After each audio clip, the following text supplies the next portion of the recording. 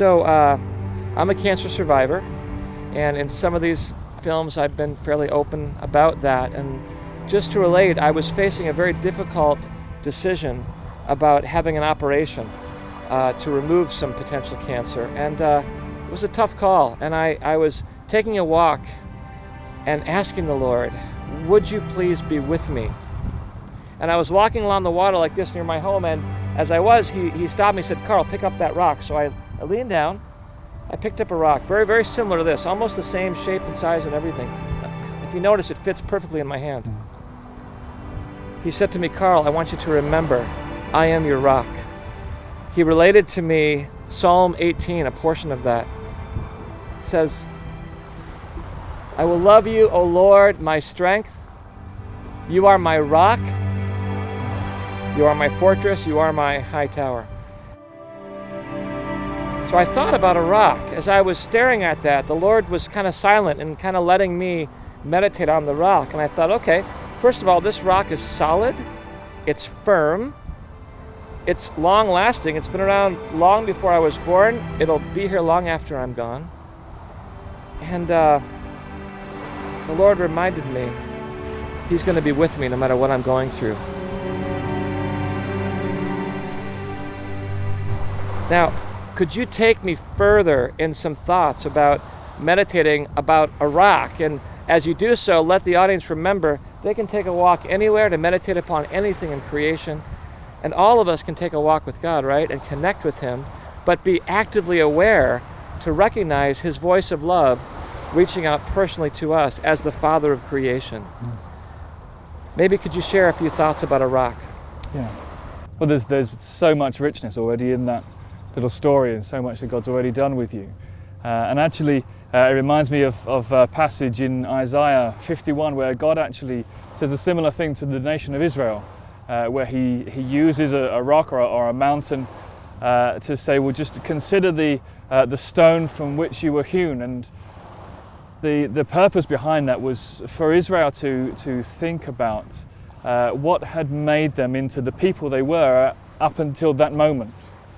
And I think already you've kind of expressed that very deeply in a very personal kind of way. So following that thought from Isaiah, perhaps using the stone firstly to look at the stone and realize that it's very unique, and there isn't another stone anywhere. We are surrounded here by hundreds and thousands of stones and pebbles and things, and we will never find another one exactly the same as that.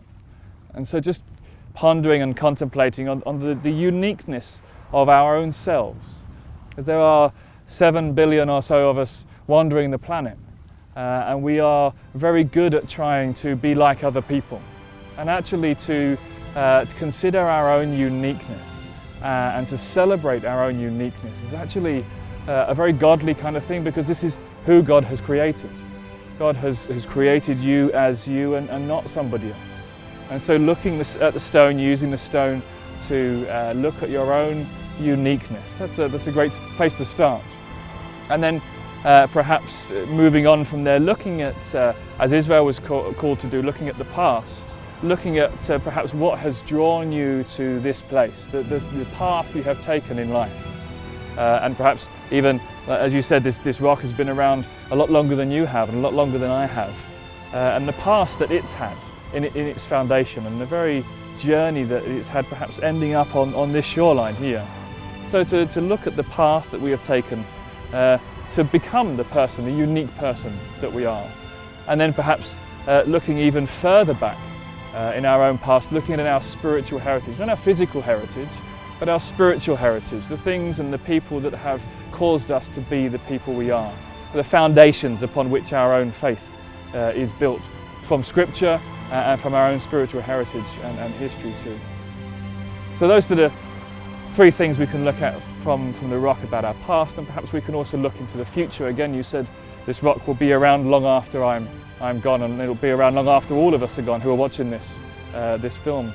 And perhaps we can just think about where we want to go in our future and where God is on that path, or where God is in our minds towards our plans for the future.